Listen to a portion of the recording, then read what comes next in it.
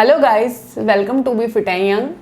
बहुत सारे लोग जो है वो वेट लॉस से परेशान रहते हैं, वेट लॉस करना चाहते हैं, बट कोई राइट वे ही नहीं दिखता कि जिसको फॉलो करके वेट लॉस कर सकें और परमानेंट वेट लॉस। जी हाँ, मैंने भी अपना 50 केजी वेट लॉस किया है। अब आपको मुझे देखते हुए काफ़ी टाइम हो गया होगा। अगर मैंने कोई गलत डाइट की होती, कुछ की होता, तो मेरा वेट जो गेन है वो सारा का सारा वापस आ जाता। बट मेरा वेट वापस नहीं आया, मेरा वेट एक कुछ लेवल पे मेंटेन किया हुआ है। तो ऐसा आप क्या कर सकते हो कि आप भी वेट लॉस करो और उस वेट के साथ आप मेंटेन रह सको, वही वेट आपका चलता जाए।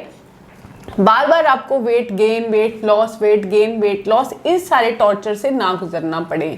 क्योंकि वेट लूज तो हम सब कर लेते हैं, बट उसको वेट को मेंटेन करना बहुत ज़्यादा डिफिकल्ट हो जाता है। तो आज बात करूंगी कुछ सिंपल सी, बहुत ही आसान, जो हर कोई एज का पर्सन कर सके, जो हर किसी की आसानी से समझ में आ सके, जो बहुत ज़्यादा ईजी है, कुछ वेट लॉस रूल्स के बारे में। अगर आप इन रूल्स को अच्छे से फॉलो कर लोगे तो आपका वेट लॉस यकीनन होगा। इसके साथ साथ जो आपका वेट है वो भी मेंटेन रहेगा। जी हाँ, बेसिक आपको वेट लॉस करने से पहले कुछ बातों का जानना बहुत ज़्यादा ज़रूरी हो जाता है। चाहे वो एक टीन एज गर्ल हो, बढ़ती उम्र के लड़के लड़कियां हों जिनके अंदर आजकल ओबेसिटी, मोटापा बहुत ज़्यादा बढ़ रहा है, या बढ़ती उम्र के हो आप 30, 40, 35 के लगभग आसपास पहुंच चुके हो, पेट है वो बाहर बड़ा सा दिखाई देने लग गया है, लेडीज़ है तो जांघों पे, कूलों पे, कमर पे बहुत ज़्यादा फैट आ गया है, फेस पे बहुत ज़्यादा फैट आ गया है। 3 बेसिक रूल है आपके, अगर आपने इसको समझ लिया तो आपका वेट लॉस बहुत इजी होगा और परमानेंट होगा। तो पहले नंबर पे बात करूंगी कि वेट लॉस होता क्या है। मतलब वेट लॉस को समझो कि आपके शरीर में किस तरह का वेट है। हम हर किसी की बॉडी में 3 तरह का वेट होता है।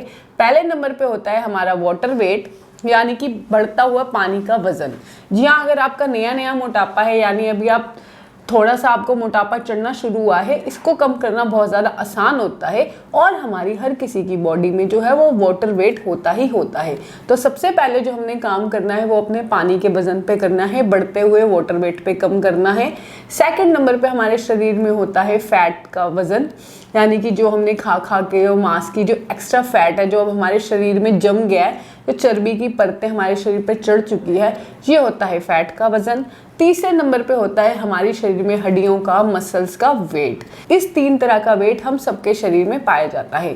तो वेट लॉस करने के लिए आपको जो सबसे सही काम करना होगा वो ये करना होगा, पहले आपको अपने वाटर वेट पे काम करना होगा। वाटर वेट हम हर किसी की बॉडी में होता है। यानी गाइस, जब मेरी भी वेट लॉस जर्नी थी, मैंने स्टार्ट की थी, तो ऐसा नहीं है मैंने पहले ही हेल्दी खाना शुरू कर दिया था या एक्सरसाइज करनी शुरू की गई। उससे 1-2 महीने पहले मैंने इस तरह की ड्रिंक, जो मैं अपने चैनल पे आपसे शेयर करती हूँ, मैंने इन सारी ड्रिंक्स को पीना शुरू कर दिया था। लाइक कि मेरी फैमिली भी मुझे यही बोलती है कि इसका कुछ ना कुछ हमेशा गैस पे रहता ही है, कभी ये कुछ पीती है, कभी ये कुछ पीती है, लड़की पागल हो गई है, ऐसे इसका वेट थोड़ा कम होगा। बट मुझे पता था कि मैं सही काम कर रही हूँ, क्योंकि वो चीज़ें, जो वो ड्रिंक्स मैंने अपनी चैनल पे शेयर की हुई है, वो मेरे वाटर वेट पे काम कर रही थी। वो अंदर ही अंदर मुझे हील कर रही थी, मेरी इन्फ्लामेशन पे काम कर रही थी, मेरे गट पे काम कर रही थी, और अंदर से मेरी बॉडी को रिपेयर करते हुए मुझे उस जोन में लेकर जा रही थी जहाँ मेरा फैट लॉस होगा। जी हाँ, वाटर वेट को आप कैसे कम कर सकते हो? एक जो मैं अभी पहले बात कर रही थी कि जो नया नया मोटापा चढ़ता है, यानी जब गर्ल्स की मैरिज होती है उसके बाद वो अचानक से फूल जाती हैं, या प्रेगनेंसी के बाद जो वेट बहुत ज़्यादा बड़ा होता है, या अभी कोई टीनेजर गर्ल है, अभी उसके अंदर मोटापा बढ़ना शुरू हुआ है, तो ये जो सारे वेट होते हैं, या आप जल्दी अभी मोटे हुए हो, आपको मोटे हुए ज़्यादा टाइम नहीं हुआ है, तो ये सारे जो वेट होता है, ये वाटर वेट भी होता है, कुछ फैट भी होता है। इसको आप आसानी से कंट्रोल कर सकते हो। अगर आप अभी इस पे एक्शन शुरू कर दोगे तो ये वेट बहुत ज़्यादा आसानी से आपके कंट्रोल में आ जाएगा। अब ये बात करूंगी कि जो वाटर वेट है वो कैसे कम होगा। तो मेरे चैनल पे कोई भी जो अभी आपको ड्रिंक की रेसिपी मिलेगी, चाहे वो मेरी ब्लोटिंग टी कटर हो, या इंच लॉस हो, या और भी जो भी मेरे चैनल पे टी है, आप कोई भी रेसिपी देख लेना और उसको अपने लाइफस्टाइल में अपना लेना। अगर टर्मरिक टी की बात करूँ, जो इंच लॉस टी है, वो बहुत अच्छा काम करती है, तो उससे स्टार्ट कर लो। तो ऐसे आपकी बॉडी से वाटर निकलेगा। सेकंड नंबर पे बॉडी से वाटर वेट कम करने का है सॉल्ट फ्री डे, यानी हफ्ते में आपको एक दिन बिना नमक का खाना खाना है। सेकंड नंबर पे बात करूंगी फैट लॉस की। मैं बहुत सालों से ही मोटी थी, तो ऐसे में जो हमारा फैट जो होता है वो बहुत ज़्यादा जम चुका होता है, लाइक एक जगह पे जमा हुआ होता है। उसको पिघलाना, उसको बॉडी से बाहर निकालना, उसको बर्न करना बहुत ज़्यादा डिफिकल्ट होता है, इतना ईजी नहीं होता। सेकंड नंबर पे जो अब आपका फैट लॉस कैसे होगा, यानी आप परमानेंट वेट लॉस की तरफ कैसे जाओगे। तो परमानेंट अगर आपने अपना वेट कम करना है तो 2 बेसिक रूल को आपने ध्यान रखना है। एक पे आपने क्लीन ईटिंग करनी है, सेकंड पे आपकी जो मैं बात करूंगी वो आपको इंटरमीडिएट फास्टिंग करनी है। इंटरमीडिएट फास्टिंग आपने कैसे करनी है, अगर आप बिगिनर हो तो आप कुछ घंटों से शुरुआत कर सकते हो। लाइक जो मैं मोस्टली अपने क्लाइंट्स में या अपने आसपास जो प्रॉब्लम देखती हूँ वो ये है कि वो लेट नाइट डिनर करते हैं, या लोग खाना ही 10-10, 11-11 बजे खाते हैं और उसके बाद वो तुरंत ही सो जाते हैं। तो ऐसे में जो खाना है, एक नॉर्मल खाने को भी डाइजेस्ट होने में 2.5 से 3 घंटे लगते हैं, सिर्फ उसको पेट तक पहुंचने में। जब वो पेट तक जा रहा है, उसकी प्रोसेसिंग हो रही है, उसके बाद जब हम डीप स्लीप में जाते हैं बाकी काम तो तब होता है ना, उस खाने से न्यूट्रिएंट लेना, नई नई बॉडी में चीज़ों का निर्माण करना, न्यूट्रिएंट को प्रॉपर उनकी जगह पे ले जाना। पर ऐसे हमारी बॉडी काम कर कहाँ पाती है, वो तो खाना पचाने में ही लगी रहेगी, क्योंकि आपने रात को ठूस ठूस के खाया और फिर आप सो गए। तो ऐसे में जो आपने अपने खाने की जो टाइमिंग है उसको कंट्रोल करना है। खाने की टाइमिंग के लिए आप इंटरमीडिएट फास्टिंग पे जाओ, यानी कि रात को 8 बजे से अभी सुबह 8 बजे तक की विंडो रखो कि आपने लास्ट मील जो 8 बजे खानी है और सुबह आपने 8 बजे पहली मील है वो खानी है। धीरे धीरे अपनी इस विंडो को आप बढ़ाते जाओ, यानी पहले आप 8 से 8 करो, फिर आप रात को 8 बजे खाना खा रहे हो तो सुबह आप 9 बजे खाना शुरू कर दो, फिर 10 बजे, फिर 11 बजे। इस तरीके से आपने जो अपने इंटरमीडिएट फास्टिंग के घंटे हैं वो आपने धीरे धीरे बढ़ा देने हैं। यानी काफ़ी घंटे जब आप खाली पेट रहोगे तो बेसिकली इसके पीछे साइंस क्या है। जब हम इंटरमीडिएट फास्टिंग करते हैं तो जो आपका इंसुलिन लेवल है, जो ब्लड के अंदर आपकी शुगर की जो मात्रा घुलती है, बढ़ती है आज, तो इंसुलिन जब आपका कंट्रोल होगा, एक तो आप पहले ही बीमारियों से बचोगे और दूसरा आपका वेट लॉस होगा। तो इंटरमीडिएट फास्टिंग सबसे अच्छा वे होता है अपने इंसुलिन को कंट्रोल करने का। हम क्या करते हैं, बहुत ज़्यादा स्नैकिंग कर लेते हैं, थोड़ी थोड़ी देर बाद कुछ ना कुछ खाते रहते हैं, या बहुत ज़्यादा लंबे लंबे गैप्स दे देते हैं, जिसकी वजह से जो हमारा इंसुलिन है वो ऊपर नीचे होता है और कल को आगे जाके हम डायबिटीज़ के भी शिकार होते हैं। तो ऐसे में हम बीमारियों से भी बचेंगे। और अगर आपने अपने इंसुलिन को कंट्रोल कर लिया, यानी इंटरमीडिएट फास्टिंग के थ्रू अगर आपने अपने इंसुलिन लेवल को एक रेगुलेशन तक ले आए, तो आपका फैट लॉस होगा, बीमारियों से तो बचोगे और साथ ही सारा दिन एनर्जेटिक रहोगे।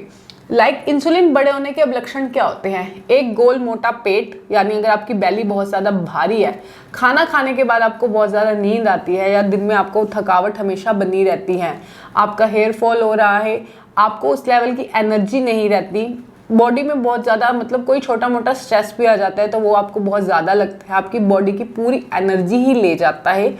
बहुत ज़्यादा अगर आपको भूख लग रही है, यानी कि क्रेविंग्स रहती हैं, थोड़ी थोड़ी देर बाद आप कुछ ना कुछ खाते रहते हो और उस खाने के बावजूद भी आपको एनर्जी है वो फील नहीं होती बॉडी में, हमेशा थके थके से रहते हो और जितनी एनर्जी एज ए पर्सन आपको होनी चाहिए वो नहीं होती। नींद आपकी हमेशा गड़बड़ ही रहेगी, स्ट्रेस है वो आपको बहुत जल्दी जल्दी होगा, मूड जो है आपके स्विंग्स रहते हैं, कभी बहुत खुश होते हो, कभी बहुत सैड होते हो, लाइक कभी कभी तो चलता है आपका अप एंड डाउन मूड्स का होना, एकदम से चिड़चिड़ा जाना। हम नाम दे देते हैं इसको नेचर का, लाइक कि इस पर्सन की नेचर खराब है यार, या मेरे साथ ऐसा हो रहा है, मेरे साथ वैसा हो रहा है, मेरा ये खराब है वो खराब है। बट ये नहीं पता चलता कि इंसुलिन की गड़बड़ है या बॉडी के अंदर न्यूट्रिएंट की कमी है, जिसकी वजह से ये सारी चीज़ें हमारे साथ होती है और हम इसको किसी चीज़ औरों के ऊपर और किसी चीज़ों के ऊपर, किसी पर्सन के ऊपर उसका ब्लेम दे देते हैं, जो कि बिल्कुल गलत है। अगर आपने इसको ठीक कर लिया तो आप देखोगे कि आप बहुत ज़्यादा हैप्पी रहने लग गए हो, आप हमेशा एनर्जी में रहोगे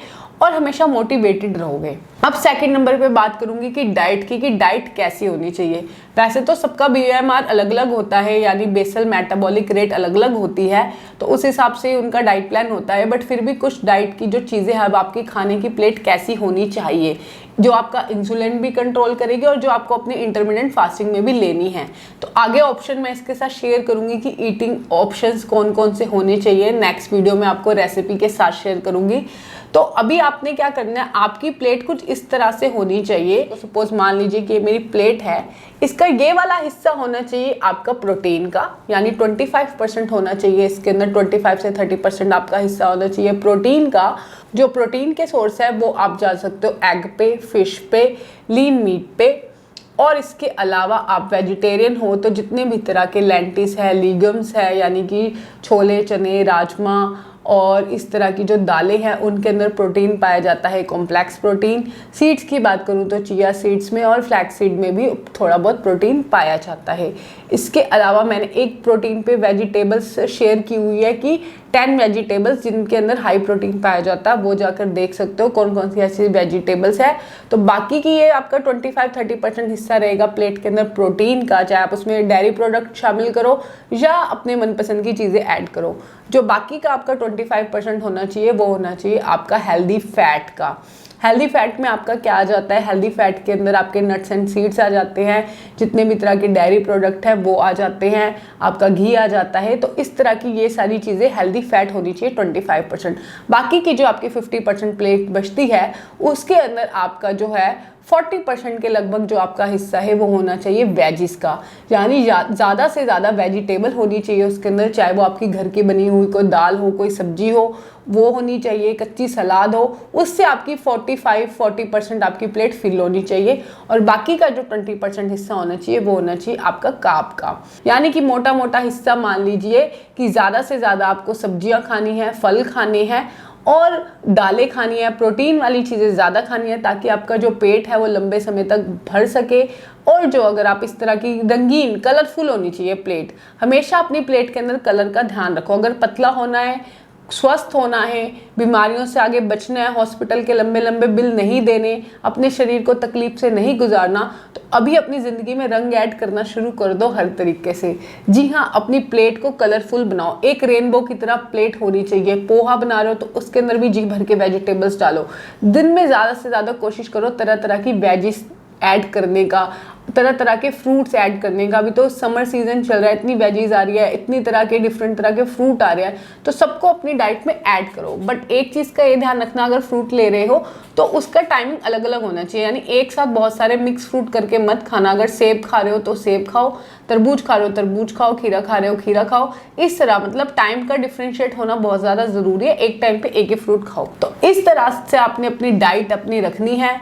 गर्म करके ठंडा किया हुआ पानी आप घूट घूट करके पूरा दिन पी सकते हो। एवरी मील के बाद आपको या तो मेरी दी हुई कोई टी की रेसिपी लेनी है या आपको ग्रीन टी लेनी है। ग्रीन टी से याद आया, मेरा भी लास्ट सिप बचा हुआ, मैं भी ले लूं। इस तरह आपने अपनी पूरी डाइट को मेंटेन करना है। इंटरमिटेंट फास्टिंग पे मेरी एक और वीडियो है, आप जाकर देख सकते हो, उसमें कंप्लीट गाइडेंस है। सेकंड नंबर पे बात कर रही हूँ कि खाने की। खाना जो होता है वो आपका न्यूट्रिएंट से डेंस होना चाहिए, न्यूट्रिएंट से भरा होना चाहिए। अब क्या होता है, जब हम एक नॉर्मल सादा खाना खाते हैं तो हमें कंप्लीट सेटिस्फैक्शन हो जाती है।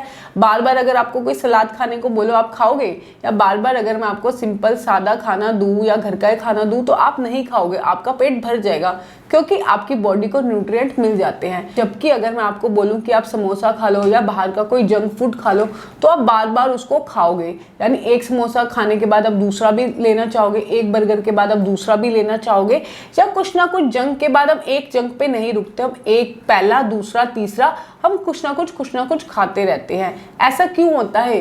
क्योंकि हमारी बॉडी को न्यूट्रिएंट मिलने चाहिए। वो देखती है कि खाना आ रहा है तो मेरे खाने से मुझे न्यूट्रिएंट निकालने हैं। बट जब उसको आपने बर्गर खा लिया, अब बॉडी तलाश थी, आपका पेट ढूंढ रहा था कि उसको न्यूट्रिएंट मिलेंगे, उससे मुझे ये विटामिन बी चाहिए, ए चाहिए, डी चाहिए, बट उसको जब कुछ मिला ही नहीं तो उसने और डिमांड की कि इस खाने से मुझे न्यूट्रिएंट नहीं मिला, मुझे और दो। और ऐसे में आपको जंक की क्रेविंग और होती है और आप और जंक खाते हो, पर बॉडी फिर भी अनसेटिस्फाई ही रहती है। इसलिए जंक खाने के बाद हम अनसेटिस्फाइड रहते हैं। चाहे हम मोमोज खा ले तो हमें और कुछ ना कुछ खाने की क्रेविंग लगेगी, रात साथ में कोल्ड ड्रिंक भी ले लेते हैं, मिल्क शेक भी पी लेते हैं। ऐसा इसलिए क्योंकि आपके जो खाने से आपकी बॉडी को जो न्यूट्रिशन चाहिए था वो उसको मिला ही नहीं। जबकि अगर आप एक नॉर्मल सिंपल सादी खाने की थाली खाओगे तो उसके बाद आपको चाहे वो बोरिंग लगेगी, बट आपकी बॉडी की जो है उससे तृप्ति हो जाएगी, इसलिए आपको बार बार क्रेविंग्स नहीं होती या बार बार आप अलग अलग खाने की इच्छाओं की तरफ नहीं भागते हो। तो अगर आप इन दोनों चीज़ों को फॉलो करोगे तो आपका फैट लूज होगा और मसल मास है जो वो आपका बनेगा पहले अपना थोड़ा बहुत वेट कम कर लो और उसके बाद अपनी बॉडी को है वो टोनिंग के लिए लेके जाओ, यानी आपकी बॉडी रेडी हो जाए एक्सरसाइज करने की। बट अगर आप इन सभी स्टेप के साथ अभी भी एक्सरसाइज करते हैं, वॉक जाते हैं, योगा करते हैं, एरोबिक्स करते हैं, तो वो और भी ज़्यादा बेहतरीन रहेगा आपके लिए, आपके अच्छे रिजल्ट लेकर आएगा। तो अभी फिलहाल इन सब चीज़ों को अपनी डाइट में ऐड करो, इंटरमिटेंट फास्टिंग करो, अपने इंसुलिन को चेकआउट ज़रूर करो, अपने इंसुलिन को ध्यान में रखो।